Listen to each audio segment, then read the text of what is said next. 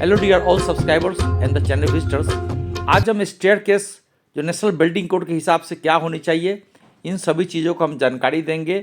इसमें step by step चीज़ों को बताएंगे कि इसकी ट्रेड राइज कितनी होनी चाहिए, इसकी इन्फोर्समेंट रेट क्या होनी चाहिए, हेडवे रूम कितनी होनी चाहिए, सभी चीज़ों का इस वीडियो में चर्चा करेंगे। तो शुरू से लेकर अंत तक जरूर वीडियो को देखिएगा। यदि आप चैनल में नए हैं तो अपना लाइक एंड सब्सक्राइब बटन जरूर डालिए ताकि आने वाला सभी यूजफुल वीडियो आपको समय पर मिलते रहे। A brief introduction about me. I'm Engineer Hari. I'm Tech in Structural Engineering, plus more than 30 years experience in construction, execution and designing of the buildings. अब आइए देखते हैं नेशनल बिल्डिंग कोड क्या होती है। नेशनल बिल्डिंग कोड ये हर एक किसी भी इंडिया जैसे राष्ट्र के लिए या फॉरेन कंट्री में जो भी है, एशिया, जापान या यूरोपियन कंट्री में, सभी जगह अपने अपने देश की एक नेशनल बिल्डिंग कोड होती है जिसके अनुसार आपको बिल्डिंग को बनाना पड़ता है। यदि आपके ड्राइंग में किसी तरह खामी रह जाए तो स्टेट अथॉरिटी या लोकल अथॉरिटी से बिल्डिंग का नक्शा पास नहीं हो पाती है, ऑब्जेक्शन लगकर रिटर्न हो जाती है। तो आपको as a civil engineer, as architect आपको जानना जरूरी है कि आप कैसे बिल्डिंग का डिज़ाइन करें कि आपका सुरक्षित आपका अप्रूवल मिल जाए। तो आप देखिए, जब नेशनल बिल्डिंग कोड है उसमें आपका स्ट्रक्चर में residential, mercantile, institutional, educational, commercial, assembly, storage space, hazardous building, सभी की स्पेसिफिकेशन कई पार्ट में दिए हुए हैं। इसकी 5 या 6 पार्ट के है इसकी नेशनल बिल्डिंग कोड की, सभी में अलग अलग तरह की चीज़ों का उसमें डिज़ाइन दिया हुआ है। As a civil engineer, as architect, as a building approval authority आप इसको देखें कि इसमें क्या चीज़ इसमें है और इसकी जानकारी प्राप्त करें। It is important to follow all the guidelines that are meant to project the overall health of the construction and ensure the health and safety of public and its residents.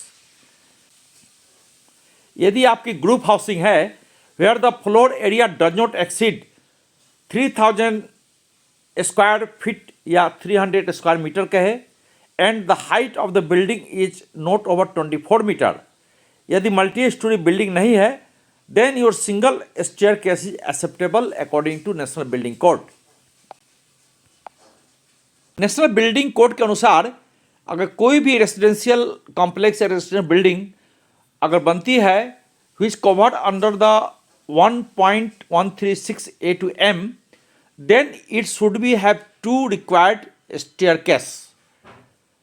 यदि बिल्डिंग की आपकी जो area है ये आपको 4-5 हज़ार square feet 3000 से ऊपर अगर होती है तो आपको वहाँ पर डबल स्टेयरकेस की ज़रूरत होगी। और उनकी जो विड्थ है स्टेयरकेस की, यदि सिंगल वे है तो 0.9 मीटर होनी चाहिए, और यदि आप अपार्टमेंट है, हॉस्टल्स है, ग्रुप एकोमोडेशन है, वहाँ पर उनकी स्टेयरकेस की जो विड्थ है ये कम से कम 1.25 मीटर से कम नहीं होनी चाहिए। This is the staircase width, ये कम से कम 1.25 मीटर होनी चाहिए फॉर हॉस्टल, अपार्टमेंट, इन सबों के लिए। यदि आप सिंगल वे है तो 0.9 मीटर से कम नहीं रखे स्टेयरकेस की विड्थ। हम आगे देखते हैं। स्टेयरकेस कई तरह से डिजाइन किए जाते हैं, इसे कई प्रकार होते हैं। उसी में से एक जो आप फिगर देख रहे हैं ये भी एक पॉपुलर स्टेयरकेस है। हम आगे what shall be the minimum width of landing देखेंगे। स्टेयरकेस में आप 10 से लेके 12 स्टेप्स रखें। स्टार्ट यहाँ से करके आप जो लैंडिंग है वहाँ तक कम से कम 10 to 12 आपको रखना है ईच फ्लाइट, क्योंकि as per NBC a landing must be given after 16 numbers of steps. तो आप हमेशा याद रखें कि 10 से 12 तक आइडियल कंडीशन है, लेकिन यदि आप 16 स्टेप्स होते हैं तो आप मैक्सिमम यही परमिसिबल है, उसके बाद आपको लैंडिंग देना जरूरी होगा। अब आइए देखते हैं कि राइज कितनी होनी चाहिए। राइज आपकी होनी चाहिए 150 mm से लेके 180 mm होनी चाहिए। ट्रेड आपकी 220 mm से लेकर के 250 mm होनी चाहिए for a residential buildings. The width of the staircase आप 0.9 मीटर से लेकर के 1.25 मीटर तक रखें as per standard code of practice. और यदि रेजिडेंशियल बिल्डिंग है वहाँ पर 1.8 मीटर टू 2 मीटर रखें फॉर पब्लिक बिल्डिंग। हम आगे वीडियो में चर्चा करने वाले हैं कि मिनिमम विड्थ ऑफ जो लैंडिंग है, इसको लैंडिंग कहते हैं। जहाँ पर ये लेडी खड़ी हुई है इसको लैंडिंग कहते हैं। This area is the landing, right. और यहाँ से लेकर के ये फ्लाइट हो गई। तो इसकी मिनिमम लैंडिंग की विड्थ कितनी होनी चाहिए और उसके अलावे हैंड रेल की कितनी हाइट होनी चाहिए। तो हैंड रेल की जो हाइट होती है, आप जैसे ये ट्रेड है यहाँ से लेकर के ऊपर तक, इसकी कम से कम आप 1 मीटर हाइट रखें, इससे कम नहीं रखें। दूसरा है कि minimum width of the landing कितनी होनी चाहिए। तो आपको जो स्टेयरकेस का विड्थ है, सपोज स्टेयरकेस की विड्थ आपने 3 फीट दिया हुआ है या 1.2 मीटर दिया हुआ है, तो आपका जो लैंडिंग का जो विड्थ है ये विड्थ के बराबर कम से कम होनी चाहिए, right. Minimum headway of the staircase कितनी होनी चाहिए। अब देखते हैं व्हाट इज हेडवे। इसकी मिनिमम हाइट जो है 6 फीट 8 इंच रखा जाए, इस लैंडिंग से लेके इस लैंडिंग के बॉटम तक, नीचे वाला लैंडिंग के टॉप से लेकर के आपके जो ऊपर फ्लाइट का जो लैंडिंग है उसके बॉटम तक रखे, राइट। या 2100 mm रखे आप from top of landing to bottom of landing, this height, this is called headway. ये हेडवे इसीलिए होता है ताकि आप स्टेयरकेस पर जो कोई सामान लेके जाते हैं आप, तो आसानी से जा सके। ये प्रॉपर हेडवे अब 2.1 मीटर या 6 फीट 8 इंच से लेके 10 इंच तक इसीलिए ज़रूरी है कि जब आप सामान लेकर के ऊपर की ओर जाते हैं, दूसरे मंजिल पर जाते हैं, तीसरे मंजिल पर जाते हैं, तो आपको कोई भी परेशानी नहीं हो और किसी भी व्यक्ति के सर में चोट नहीं लगे। इसीलिए proper headway is very necessary for your proper functioning of the staircase. This is also important parameter looking in the regional development authority और local development authority before passing the buildings. अब reinforcement detail के बारे में देख लेते हैं। Let us see reinforcement detailing of staircase. एक होती है मेन बार और दूसरा होगा डिस्ट्रीब्यूशन बार। 2 तरह की इसमें आपकी लोहे का रेनफोर्समेंट डाला जाता है। इसको आप प्रॉपर ध्यान से बेंडिंग बाइंडिंग करें और ड्राइंग के हिसाब से इसको काम करें, तभी इसमें सक्सेसफुल होती है स्टेयरकेस में। जो आप मेन बार देंगे ये आपकी 10 mm की होनी चाहिए और कम से कम 100 mm सेंटर रखें। और जो डिस्ट्रीब्यूशन बार होती है ये आप 8 mm का रख सकते हैं और ये 150 mm सेंटर रखा जाए डिस्ट्रीब्यूशन बार। तो दिस इज मेन बार और इसके ऊपर जो आप देख रहे हैं दिस इज द डिस्ट्रीब्यूशन बार।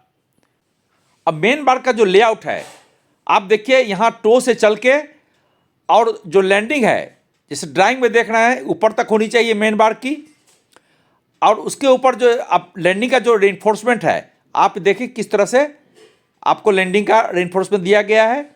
और यहाँ भी देखिए किस तरह से आपको यहाँ पर टो का बार दिया गया है। इस तरह से मेन बार और डिस्ट्रीब्यूशन बार को प्रॉपर्ली डिस्ट्रीब्यूट करें।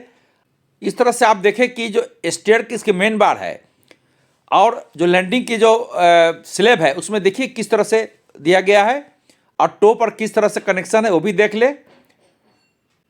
इस तरह से टो कनेक्शन करें ग्राउंड लेवल में और यहाँ पर जो आगे की लैंडिंग है इस तरह से रेनफोर्समेंट करें। नोजिंग बार देते समय आप इस तरह से देखें, ये ड्राइंग है नोजिंग बार की, और हर एक कॉर्नर में जो नोजिंग रेनफोर्समेंट देते समय आप सावधानी रखें, जितने आपकी टो है राइट और नीचे की जो है वहाँ पर अच्छे से लिंक को बनाएं और एक दूसरे से बाइंडिंग आप करें। नीचे भी रेनफोर्समेंट हो गए, सभी को अच्छे से लिंकिंग करें। स्टेबल रेनफोर्समेंट की लिंकिंग के बारे में बताएंगे हम। रेनफोर्समेंट की इसको कहते हैं स्टेबल रेनफोर्समेंट डिजाइन। तो यहाँ पर आप देख लीजिए स्टेप किस तरह से गई हुई है। आप एक ट्रेड दिखाई पड़ेंगे, राइज दिखाई पड़ेंगे। इसको अगर रेनफोर्समेंट आपको करना है तो थोड़ी सावधानी रखने पड़ेंगे। इसकी डिजाइन इस तरह से होगी। देख रहे हैं जो स्टेबल स्टेयरकेस है उसको लिंक के मदद से दोनों ट्रेड को जोड़ा गया है और जो ट्रेड है उस पर आपको मेन बार रहेगी। स्टेबल स्टेयरकेस है, उसको लिंक और मेन बार के मदद से आप डिटेलिंग करें, डिजाइनिंग करें, उसके बाद आप प्रैक्टिकली कंस्ट्रक्शन करें। तो जो दो ट्रेड आप देख रहे हैं उसको दोनों को जोड़ने के लिए लिंक्स का इस्तेमाल होता है। आप जो स्ट्रप्स के रूप में देख रहे हैं, ये लिंक जो है कम से कम आप 10 mm का रखें और 300 सेंटर रखें स्ट्रप्स को। और जो कोने पर आप देख रहे हैं, हर एक कॉर्नर में जो ये ट्रेड है, हर एक कॉर्नर में आप 3 नीचे और 3 ऊपर, यानी कि 6 बार रखे, वो 12 mm डाया की स्टील रखे। उसके अलावे आपका जो मेन बार दे रहे हैं, जो ट्रेड में दे रहे हैं, ये कम से कम 10 mm का रखे नीचे और ऊपर, और 300 mm सेंटर रखे। इस तरह लिंक के मदद से और मेन बार के मदद से आप स्टेबल स्टेयरकेस की डिजाइनिंग और इम्प्लीमेंटेशन डिसाइड कर सकते हैं। इसी के साथ मुझे उम्मीद है कि आपको वीडियो में दी गई जानकारी ज़रूर यूजफुल होगी। यदि आप इस चैनल में नए हैं तो अपने लाइक एंड सब्सक्राइब बटन जरूर दबा दें, ताकि आने वाला सभी यूजफुल वीडियो आपको टाइम पर मिलते रहे। Thank you very much. I am engineer Hari. जय हिंद।